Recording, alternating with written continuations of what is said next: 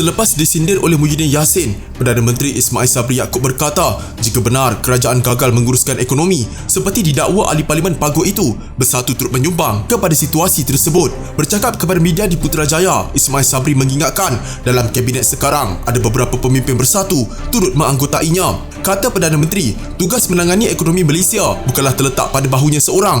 Sebaliknya turut dikongsi ramai menteri. Seorang daripada mereka menurut Naib Presiden UMNO itu lagi ialah Ahli Parlimen Bersatu, Mustafa Mohamad, yang juga Ahli Parlimen Jeli. Ketika ini Mustafa diberi tanggungjawab sebagai Menteri di Jabatan Perdana Menteri dengan pengkhususan bidang hal ehwal ekonomi. Mengenai ekonomi, kita ada Datuk Seri Mustafa Mohamad yang menguruskan ekonomi. Kita juga ada Majlis Pemulihan Negara MPN yang dipengerusikan oleh Muhyiddin sendiri, katanya. Tambah Ismail Sabri, MPN itu bertanggungjawab menasihatkan kerajaan mengenai pelbagai perkara termasuk berkaitan sektor ekonomi. Justru katanya lagi, jika kerajaan dianggap gagal menangani krisis yang berlaku sekarang, MPN turut bertanggungjawab ke atas isu berkenaan. Kalau saya gagal, maksudnya kita semua gagal lah, termasuk MPN juga, katanya.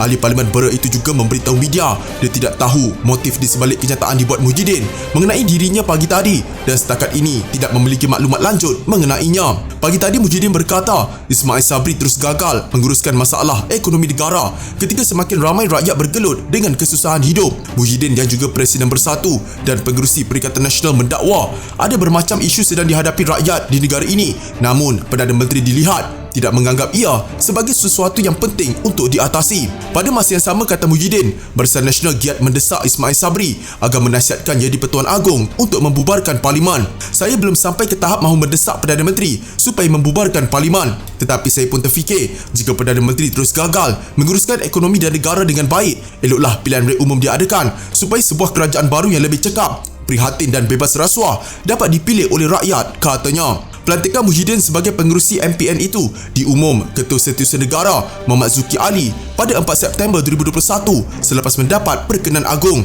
Jawatan Muhyiddin itu, kata Muhammad Zuki, bertaraf menteri. Menurut Ismail Sabri, dia akan membawa isu kritikan Muhyiddin itu ke mesyuarat kabinet pada Rabu ini untuk dibincangkan dan akan bertanya kepada Mustafa mengapa bekas pemimpin UMNO itu tidak menyerahkan laporan mengenai prestasi ekonomi negara. Jika Muhyiddin kata dia nak PRU awal atas sebab apa sekalipun, kami akan bincangkan dalam kabinet sebab kita ada wakil dari semua parti termasuk Bersatu, GPS, Gabungan Parti Sarawak dan UMNO, katanya.